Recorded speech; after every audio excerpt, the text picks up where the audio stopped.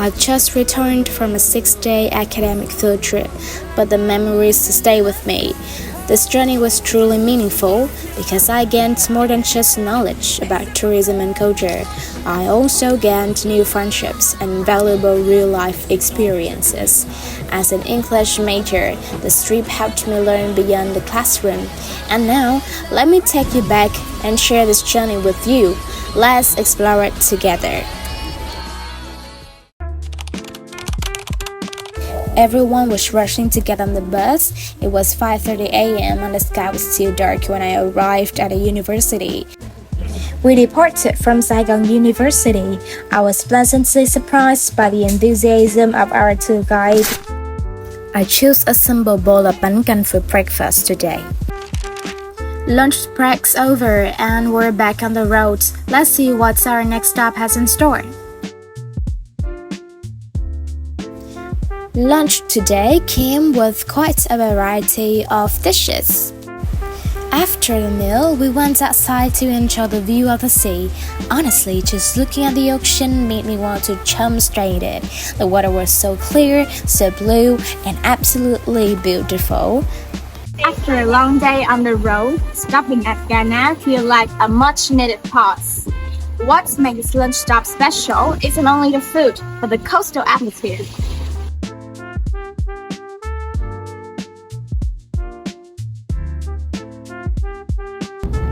After lunch, it's time to get back on the bus and continue our journey.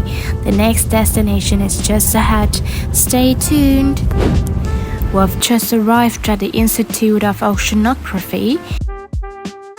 This is the bones of cá ông. In Vietnamese coastal culture, cá ông or the whale is seen as a sacred protector of fishermen. According to legend, the first person to discover a whale's body is believed to be chosen by the sea and is responsible for informing the community so the whale can be honored properly. I was a little scared at the shark teeth display earlier, but later I learned that sharks don't usually attack humans unless they feel threatened. However, because sharks have very sharp teeth and sometimes mistake humans for the natural prey, they may bite. Due to the strong bite force, these accidents can occasionally result in serious injuries or even fatalities. This is the Institute of Oceanography in Nha Trang, one of the most important research centers in Vietnam. Inside, there are thousands of preserved marine specimens, including coral reefs, rare fish, and deep-sea creatures. What impressed me the most is how this place combines scientific research with public education, helping visitors better understand marine biodiversity and environmental protection. After a long day of exploring, we went back to the hotel to freshen up, and now it's time to try one of Nha Trang's local specialities.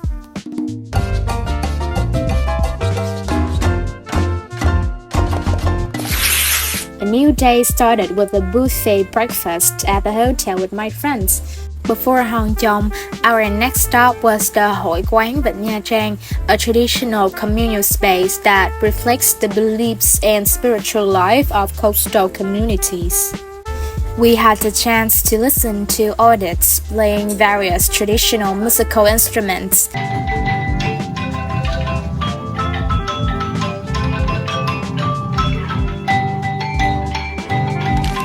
That was amazing. Now let's explore the architecture here.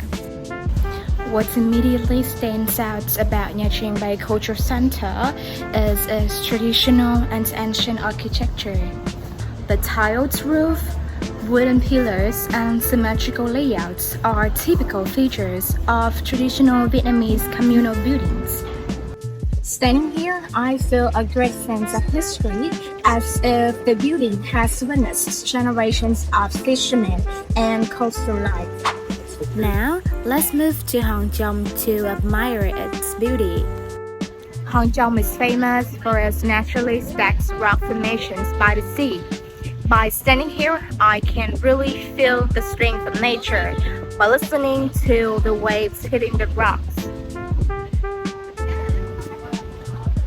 It's also a great place to slow down and appreciate the beauty of simple coastal life. What makes Hong Kong truly fascinating is not just the views, but the story behind how it came into existence. These massive rock formations were created over thousands of years, shaped by natural forces such as waves, wind, and coastal erosion. After the visit, we headed to our lunch spot. And this is our next destination, the Explorer Science.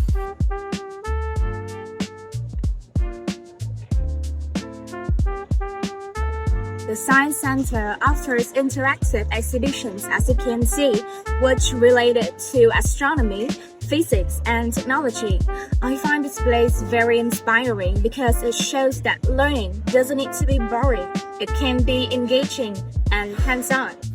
Now, we are heading into the screening room to watch a film about dinosaurs. After the film, we'll listen to a presentation about the solar system using visual images and modern technology. I found it especially exciting because I'm really interested in astronomy. I learned many new things, such as the order of the planets, which planet is the hottest, and more about meteors. Next, we learned about Nikola Tesla and his inventions. I used to think electricity and physics were quite boring, but these hands-on and interactive activities completely changed my mind. I couldn't take my eyes off the experiments. Just look at that girl. Her hair is standing straight up because of static electricity. Then came the explanation of how lightning forms in the sky, along with a real demonstration. The sound of electricity was loud and honestly pretty scary. Just thinking about getting electrocuted made me want to run away immediately. After a long day of exploring, we were on the bus heading to our hotel in Wynyang. Time for dinner. Let's enjoy the meal.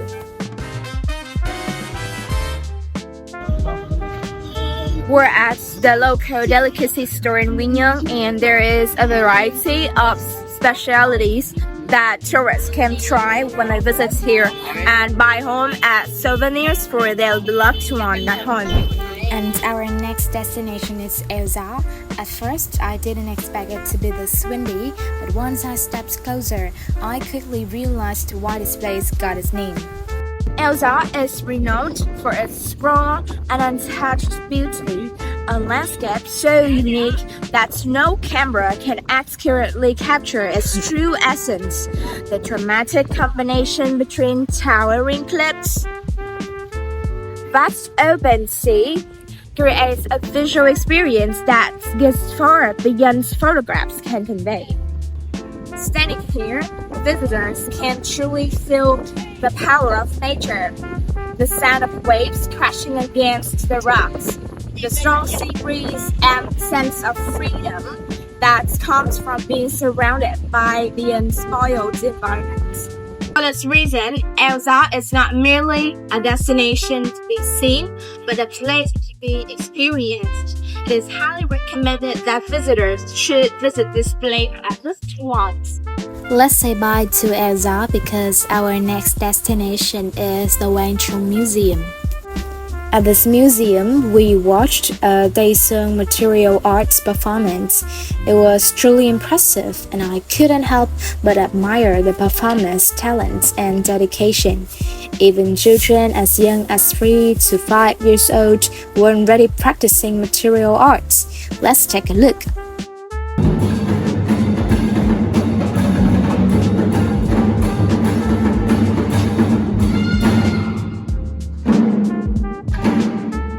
Then I walked into the hall and watched the historical shows displayed.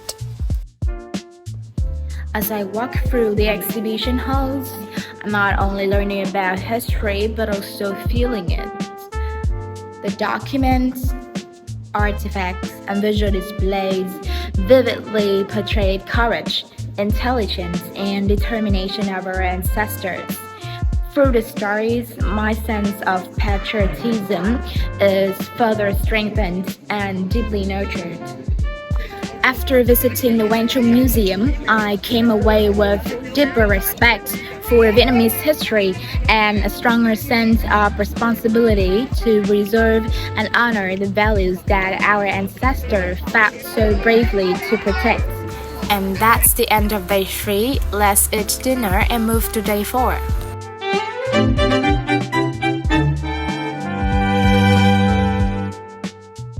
Our first stop on day 4 was Our Lady of Mang Den.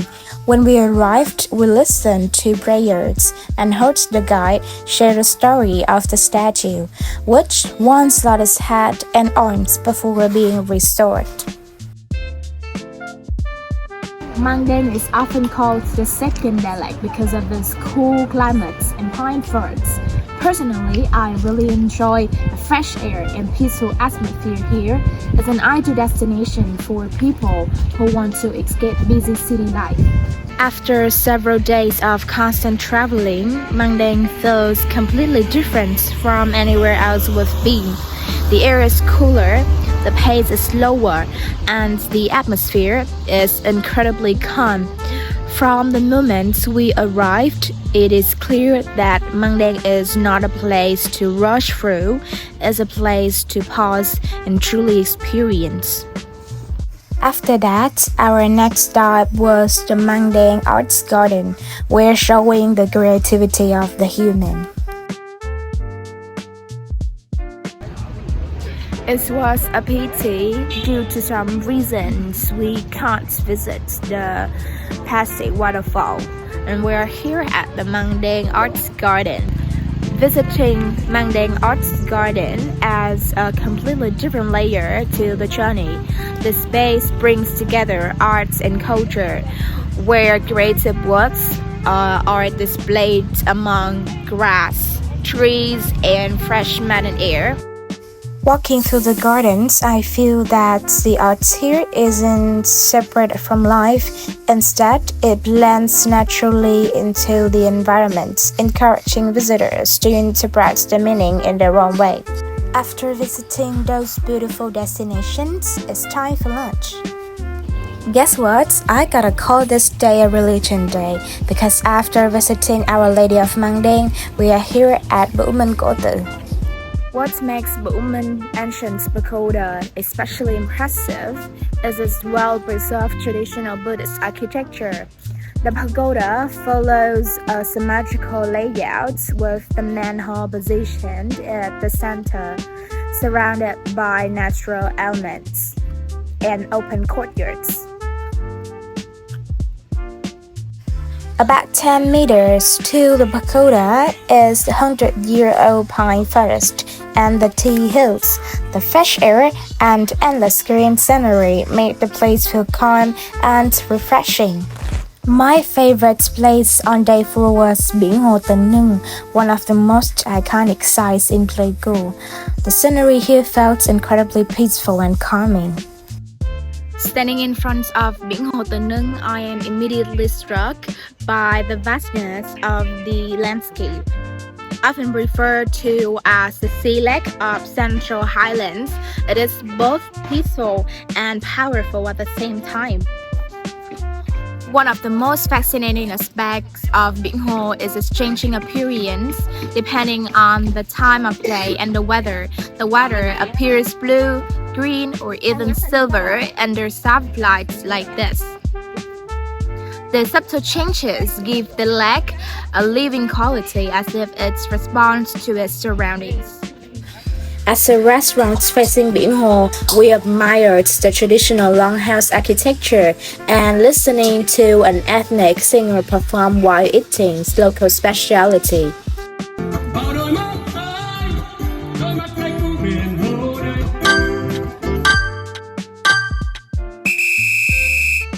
Starting the day with a light meal is perfect for people who suffer carsick like me.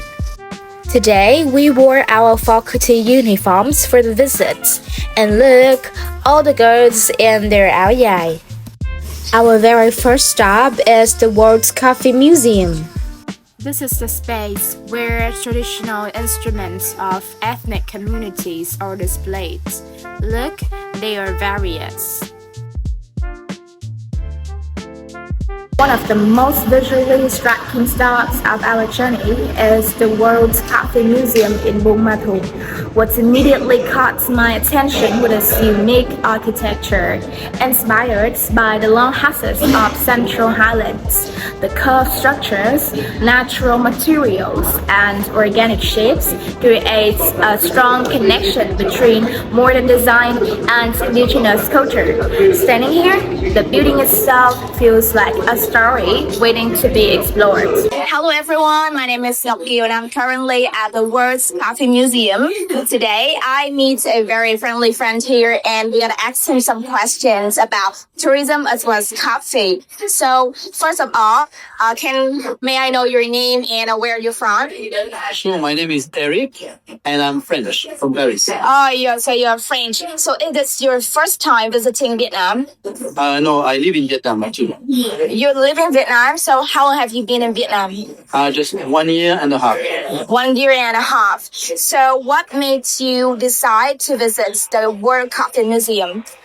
Well, it's a bit my job as well because I'm the dean of a faculty of hospitality and tourism Yes. in Ho Chi Minh City University of Economics and Finance. Yeah. Okay, so what do you think about Vietnamese coffee culture? I think it's a very beautiful and sophisticated culture Yes. about coffee. And I mean, Vietnam is very big on coffee. It's the Yes. second largest exporter. And I like very much the lifestyle around coffee, you know. Okay. The cafe film, cafe setup. Yeah, so. Okay. Yes. So which parts of the museum do you find most interesting so far? I think it's the roasting machine part. Oh. Yes, so because you could learn about the different scale of roasting, you know, from medium, city, French, Italian, and so on. Yes. Okay. So do you think that the coffee culture in Vietnam is much different from France? Oh, yes, definitely different because French we actually have very little variety, you know. So Yeah. we are happy with our espresso Yes. and cafe au lait, you know, coffee with milk. Okay. That's about it, you know. But I think Vietnam, you have so many coffees, hot and cold, soda, thin, and many others. And so you can try different coffee every day according to your mood. Yes. That's what I like. Yeah. So would you recommend this coffee museum to your students or other travelers or your friends, any kind of that? Yeah, both because also because the coffee museum is in Daklak, so I think it's really worth visiting because of the ethnic minorities culture. Yes. So that's why it's for me it's double value. You know, you come, you learn about the new culture from an ethnic minority, which is very rich, and at the same time you learn about the origin, the different method of the most famous beverage in the world. Yeah. Yes. Okay. Thank you very much for your answer. Most welcome. Yeah. Thank you very much, Eric. We then visited a traditional longhouse. The guide explained that it has 2 staircases, one carved from a single tree, with one for honored guests marked by 2 sacred breast-shaped carvings. The final stop of day 5 was Goddamn Tourist Area, where we listened to traditional music and gathered around a campfire to sing and dance together. It was truly a beautiful memory that I will never forget. When arriving at Dre Sap Waterfall, we spent time looking at those wild animals. Then we moved to the Dre Sap Waterfall to admire its beauty. Look, the beauty of nature and the inspired environment. Approaching Dre Sap Waterfall, the sound of rushing water could be heard long before the waterfall came into view. As I get closer, the air becomes cooler and heavier with moisture, creating a strong sensory experience. Unlike calm lakes or gentle streams, Dre Sap makes its presence feels powerful, wild, and unapologetic. And this was our last lunch together before heading back to Ho Chi Minh City. The 6-day journey felt long at first, but it ended much faster than we expected. That's the end. See you next time.